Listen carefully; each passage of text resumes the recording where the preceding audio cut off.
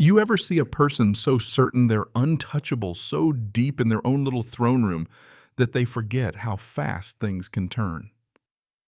That's how this all started. Middle of winter, sky full of steel, Arizona's idea of a blizzard brewing, temperatures about to fall off a cliff.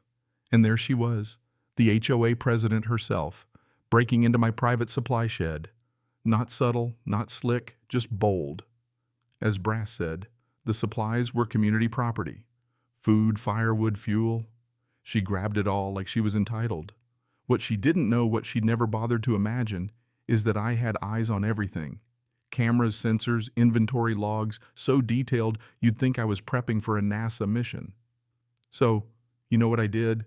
I let her go in, closed the door behind her, and just waited. No, this isn't a story about revenge. Not really. It's about what happens when you know the rules and someone else thinks they can rewrite them on the fly. This winter, she learned the hard way you don't steal survival from someone who's ready. And let me tell you, survival out here isn't some TV show. It's 108 degrees in the shade the day I get this notice, loud orange slapped on my gate, so crooked it's practically daring me to rip it down. I'm behind the house up to my elbows in oil wiring up my backup generator, brand new Briggs and Stratton purring like a cat money I'd scraped together since March. Because summer in Arizona doesn't tap you on the shoulder, it just cuts the lights. We'd lost power 3 times that month, each time the grid stuttered back shakier than before, and the HOA nothing. Just another newsletter about rock gardens and grass height. So when I spot that orange slip blowing in the heat, I already know it's bad news. Unauthorized structure, generator violates Section 7C, 750 fine. Remove it in 48 hours. Funny thing, there's no Section 7C. I know because I read the whole damn HOA covenant highlighter in hand like I was prepping for the bar, but that's how they play. Write the violation first, invent the rule later. I look down at my generator, spotless, still unused, still sitting legally on my patch of dirt, and I feel this old spark, one I thought I'd buried when I left my old job. They didn't know who I used to be. And God help them, they sure as hell didn't know what I could do now. Let me set the scene. I'm out in east central Arizona where 5 minutes without power can mean 5 hours without water. Too far from Phoenix to matter, too dry to farm, just close enough for the HOA to show up and start gobbling land. They call it Waterstone Vista now, but before the developers showed up, it was the Mesa Flats, a patchwork of folks who just wanted to be left alone, me included. When the HOA came in, they promised not to mess with existing landowners. Then came the fees, the restrictions. And now apparently you could get fined for trying to keep your family alive during a blackout. I scanned that notice, filed it under escalation, timestamped everything, logged my generator's distance from the property line, covering my bases. Then I flipped on the backup battery, linked it to the generator, and made sure everything was solid. And that's when it happened. The lights across the wash went out. One by one, the street lamps flickered. Then darkness deep and total. The HOA's shiny new homes. Their pride and joy went black. No porch lights, no LED garage glow, not even a sad little generator kicking on. Their new water pump, dead silent. From across the wash, you could hear shouting hoses being dragged, sprinklers dying mid-spin. One neighbor screamed, thinking someone was breaking in. The little HOA kingdom was blind and thirsty, and I'll be honest, watching from my porch, I felt a mix of dread and satisfaction. Next morning, a new notice, this time hand-delivered by none other than Cynthia Merrick HOA president herself. Pink suit clipboard and a lipstick color that honestly shouldn't exist in this heat. We've had complaints, she says, flat as day-old coffee. People said your generator came on when the grid failed. That's not allowed. Shared burdens. I just stare at her, let the gate swing open a little wider. So I'm not allowed to have power when you don't. She bristles. You're not allowed to defy the board guidelines, and you're certainly not allowed to act like a survivalist martyr while others suffer. I hold up her notice. You fined me for this generator half an hour before your own water pump failed. Want to tell me how that works? Her lips twitch. Coincidence. And irrelevant. You'll be getting another fine. I stare her down. Keep stacking them. I keep filing. She probably thought I was bluffing. What she didn't know. 15 years working Arizona emergency infrastructure, auditing grid failures, designing backup protocols for communities bigger than hers. I helped write the standards she pretends to quote. That night I watched them board members huddled at their busted pump station flashlights, waving tempers high. You could almost hear them sweating. What they didn't realize, their precious pump wasn't even on land they had a right to use. I had the old plat maps, real ones, not the slick brochures with boundaries redrawn. I spread those maps across my kitchen table, and there it was, their pump station built smack in the middle of a long-forgotten cattle easement, no legal build permit, not even a recorded right-of-way. I leaned back in my chair calm, the kind of calm you get when you realize your enemy is holding a live grenade the wrong way. I waited. The HOA sent out another newsletter telling people to ration water, blaming unforeseen disruptions. No mention of my generator. But everyone on the street saw which house still had lights. By noon, I'd pulled every record on their pump station permits, filings, contractor names. I'd been a paralegal before pivoting into energy audits.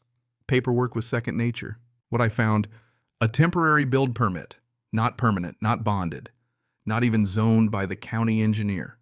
That pump house was $1 million pile of arrogance built on sand. I took a drive into town, went straight to the county surveyor's office. Maribel was there, sharp, honest, no time for HOA nonsense. She flipped through my papers and just shook her head. They filed this under emergency infrastructure, but there's no stamp, no review. Meaning they skipped steps, maybe bribed someone, or maybe they were just dumb. She looked me dead in the eye. You planning to fight it? I don't want them fined. I want them stopped. She nodded. You'll need proof they knew. I had a hunch I wouldn't have to look far. Sure enough, when I get home, Cynthia's back, this time with Roger, the board muscle, and Judith the accountant with the eyes of a hawk. They try to play tough. You're creating fear. This community thrives on cohesion, not paranoia. I just say you built a water system without permits. You fined me for protecting my family. And you did it while operating on land you don't own. Roger barks, prove it. I look him in the eye, I intend to. They leave, but I see Judith's hand shake as she shuts her car door. That was the moment I knew at least one of them realized just how deep the hole was getting. That night, a neighbor shows up. Travis. Ex-Air Force, never said more than 3 words to me. Hey, what's the wattage on your generator? He looks sheepish, glances over his shoulder. Think you could help me install one? That was the twist right there. This stopped being just about me. People started to wake up. Maybe survival isn't selfish. Maybe knowing the rules is the only thing that keeps you safe when the powerful go rogue. Next morning, a new fine. This time $1,200, some new Section 9B. I stand there barefoot on my porch, coffee cooling, reading this trash with growing disgust. There's no Section 9B either. They were just making it up. Or worse, bluffing that no one would ever check. They didn't count on me being the kind of person who saves everything. I drafted a certified response, included the real bylaws, circled every non-existent clause, sent a copy to my lawyer. Then I checked their website, found they'd posted a totally forged version of the rules. No legal amendment, different font, shoddy legalese. They'd tried to fake the law itself. So I called up Janice at the county recorder's office. She owed me a favor. Waterstone submitted amendments last year, right? She laughs. They tried. County kicked it back. No votes, no confirmation, nothing legal.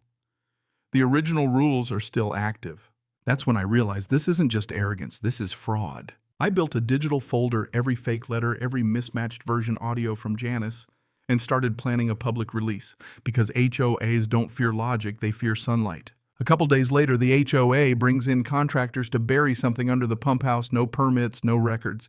But they're not just up against me now. Travis Kelly, the retired teacher, Nate, the vet, they all start asking questions. We're building a coalition. The board still playing like it's just me. Let's fast forward. I file a Freedom of Information request for all HOA spending. They stall, then dump a pile of documents on me. Buried in the mess is a payment to WSR Holdings, $137,000 P.O. Box, only traced back to Roger's wife. Another line, Judith's been reimbursing herself for fuel, though the HOA never owned any equipment. Embezzling, laundering, straight up criminal. And then I spot a budget for pre-litigation threat AM. That's me. They'd planned for a fight before I ever filed anything. I stacked all of it into a binder, took it to Julia, my old friend who's now an attorney. She takes one look and says, Adam, this smells like RICO, fraud, coercion, conspiracy. We file suit. The community rallies. People who've never said a word now quote statutes in group chats. We're not just residents anymore. We're witnesses. And the board, well, they panic. Water gets shut off not for missed payments, but to punish anyone who joined the coalition. I call Julia, she files for emergency relief. I document everything. Call a local reporter, she films the whole sorry mess. The story explodes online. Now we're not just one angry neighborhood, we're a movement. First cracks. Judith resigns, then flips. Turns over flash drives, real ledgers, even recordings. Roger and Cynthia caught on tape, plotting retaliation, bragging about starving us out. It's not just civil anymore. We've got the state utility board, the attorney general, even the press breathing down their necks. And then poetic justice. The utility board shuts down the pump station violations everywhere. For the first time, everyone is without water. But it's not defeat. It's clarity. The foundation they built their power on illegal rotten and now collapsed. The emergency town hall is packed. People demand answers. I step up, show them the truth, the ledgers, the fake bylaws, the voice recordings. Even Cynthia can't squirm her way out. Nate blocks her at the mic. You're not president of this room. The applause nearly shakes the walls.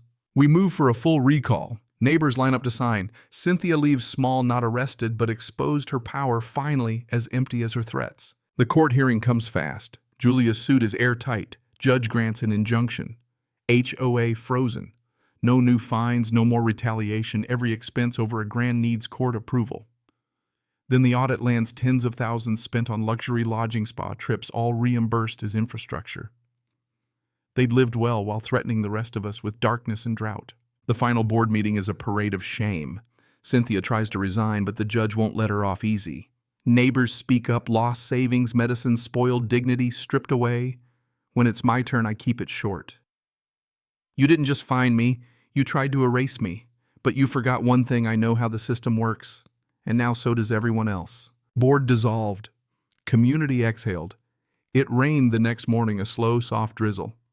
For the first time, there's peace. The court-appointed manager, Regina, takes charge. Refund checks go out. Elections are held, real ones this time. Travis wins maintenance, Linda communications, Kelly the presidency. I don't run, I just want a quiet life and working systems. We draft new bylaws. No fines without proof, no secret spending. The Mercer Clause utility access protected for all, no exceptions. We fix the pump station the right way. Rebuild trust, one neighbor at a time. Cynthia, now just another resident, leaves a note. You did the right thing? I never answer. Sometimes the best reply is silence. The coalition doesn't disband, we just change our name. We help other neighborhoods now. Because if I learned anything, it's that justice shouldn't depend on who knows the system best. It should depend on whether the system works for everyone. Now, at least here it does. But here's my question for you. When power and survival collide, where's the line? At what point does fighting back become your only choice? When the system built to protect starts to devour its own, what would you do? Fight, run, or try to change it? Let me know down below. Have you ever had to stand up to power, big or small? Ever gotten a fine you knew was bogus or seen justice done the hard way? Share your story. Let's see where we all draw the line. Cảm ơn các bạn đã xem video.